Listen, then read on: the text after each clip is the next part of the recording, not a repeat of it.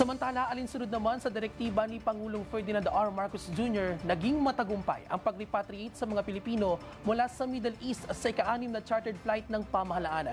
Kasabay nito, isang panukalang batas ang inihain sa Kamara na magbibigay ng dagdag benepisyo sa lahat ng OFW na layong magtayo ng negosyo sa Pilipinas.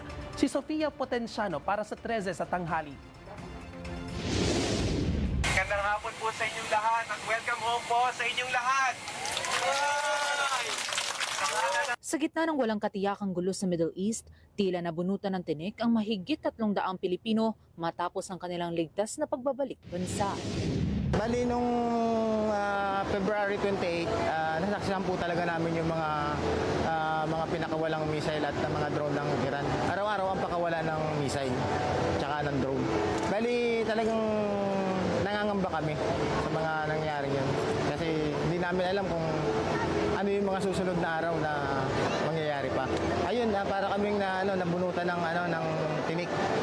Tsaka kasi nakaiwas kami ron sa kaguluhan sa Sigalo. Alinsunod sa direktiba ni Pangulong Ferdinand R. Marcos Jr., ito na ang ika-6 na chartered flight para i-repatriate ang mga Pilipinong naipit sa kaguluhan sa gitnang silangan.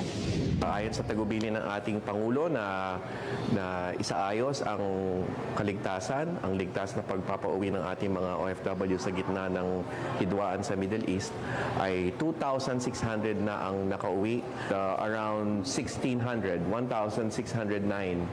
are OFWs and their dependents would be 691. Ngunit ang misyon ng pamahalaan ay hindi nagtatapos sa airport lang.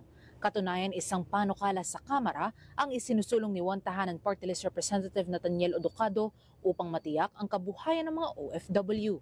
Sa ilalim ng House Bill 8751, bibigyan ng tax exemptions at incentives sa mga OFW na magtatayo ng sariling negosyo sa Pilipinas. Kasama rin dito ang pagpapababa sa mga LGU fees at mas madaling pag-access sa financing o pautang upang hindi maubos ang naipong pera ng mga nagbabalik bayan at makapagbigay pa sila ng trabaho sa kanilang mga kababayan. Ang OWA po ay naghanda ng pwede po namin silang i-hotel at sasagutin po ng OWA ang kanilang transportation pa uwi. Aside from that, ang sabi po ng SecHans, yung mga financial assistance, yung integration po ay nakaabang na rin po.